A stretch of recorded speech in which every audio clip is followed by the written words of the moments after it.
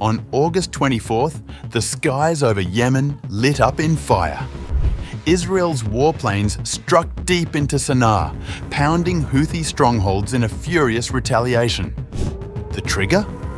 A missile launched at the heart of Israel, carrying a banned cluster warhead? Tonight, we trace the strike, the message, and the peril of a widening war.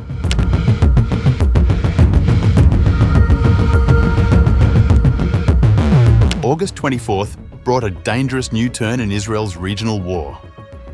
Hours after confirming that a missile fired at central Israel carried a banned cluster warhead, the Israel Defense Forces struck back with a punishing wave of airstrikes on Houthi strongholds in Yemen, a signal that the conflict with Iran's proxies is entering a darker, more volatile phase.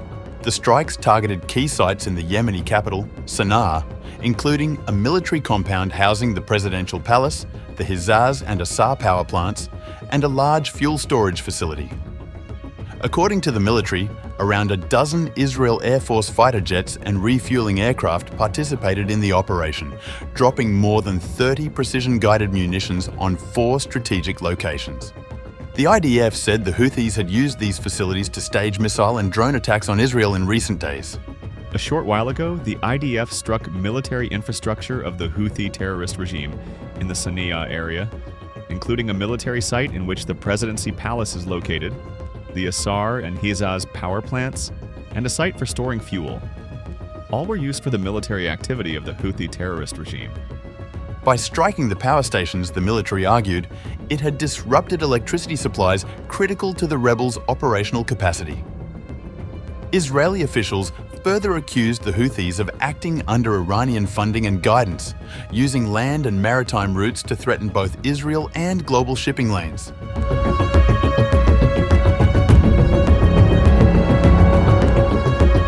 The trigger for Israel's operation was August 22nd unprecedented missile attack from Yemen, in which the Houthis employed a cluster warhead for the first time. The missile struck the community of Ginnaton, east of Tel Aviv, hitting a residential home. An 85-year-old woman sheltering in a fortified room escaped unharmed. An investigation by the Israel Air Force concluded on Sunday confirmed that the missile had broken apart mid-air into multiple submunitions. One landed in the yard of the home, causing minor damage. Military analysts noted that cluster munitions, while sometimes less destructive on impact than conventional warheads, pose long-term risks. The dispersal of bomblets increases the danger of scattered injuries and unexploded remnants, which can remain hazardous for years. The incident also exposed potential vulnerabilities in Israel's much-vaunted missile defense system. According to officials, several interception attempts were made, but one interceptor missed its target. In a normal ballistic strike, a second attempt could neutralize the missile. But with cluster warheads breaking apart mid-flight, later interceptions become significantly more difficult. Military commanders said the failure was not linked to the missile's design, but likely to a human or technical error, which is under investigation. Arrow 2 and Arrow 3 interceptors remain capable of striking such missiles earlier in their trajectory, but analysts warn Israel may now have to adapt its tactics, intercepting cluster-armed projectiles further from its territory to prevent bomblets from dispersing. The scale of August 24th retaliatory strikes drew wide coverage across Arab and international media. Hezbollah-linked Al Mayadeen reported Israeli strikes on multiple missile bases and the presidential compound in Sanaa. Reuters cited eyewitnesses saying missile installations had been hit, while Yemeni outlets claimed power stations and critical infrastructure were among the targets. Israeli officials have long argued that Houthi attacks are part of a broader Iranian campaign to stretch Israel's defenses on multiple fronts. In recent months, Houthis have fired dozens of drones and long-range missiles at Israel, threatening not only Israeli cities but also vital shipping lanes in the Red Sea. The IDF is now investigating whether the cluster components used in Friday's strike resemble those fired by Iran during June's 12-day conflict, in which Israel warned civilians against touching unexploded ordnance. If confirmed, the link would further underscore Tehran's role in supplying advanced weapons to its regional proxies.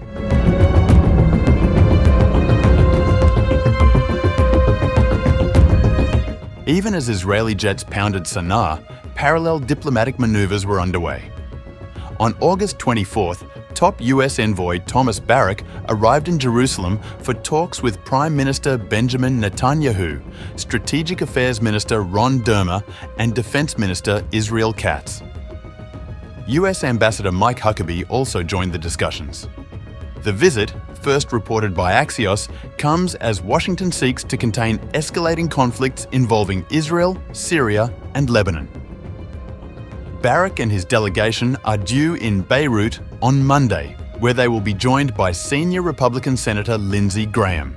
Diplomatic sources revealed that US-mediated talks are already taking place between Israeli and Syrian officials. In late July, Dermer reportedly met Syrian Foreign Minister Assad al-Shibani in Paris for discussions on southern Syria, though those talks ended without agreement. A follow-up round was held last week, again without breakthrough. Israel should comply with a plan under which Hezbollah would be disarmed by the end of the year in exchange for a halt to Israel's military operations in Lebanon. Barrack has urged Israel to commit to a new security framework for Lebanon that would see Hezbollah disarmed by year's end in exchange for a cessation of Israeli strikes. The proposal reflects Washington's growing concern that the conflict could spiral further across the region, particularly as Hezbollah intensifies attacks along Israel's northern border and Houthis expand their missile campaign from Yemen. For Jerusalem, the challenge is stark.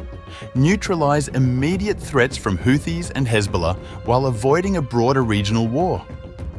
Sunday's events illustrated this dual track of military retaliation and diplomatic negotiation, a balancing act that is becoming increasingly fraught. Israel's military leadership insists it will continue to hit Houthis and Hezbollah targets wherever necessary to protect its civilians. Yet, US officials are pressing for restraint, warning that unchecked escalation could draw in Syria and Iran more directly, destabilizing the region. The cluster munition strike on Gineton has further complicated matters, exposing gaps in Israel's defense posture and forcing military planners to reassess interception strategies. Meanwhile, US diplomacy seeks to transform the battlefield momentum into a framework for regional de-escalation. Whether that can be achieved remains uncertain. But as airstrikes thunder over Sanaa and negotiations unfold in Jerusalem and Beirut, the stakes are clear. Israel and its allies now stand at a crossroads, weighing the costs of unrelenting military action against the fragile promise of diplomacy.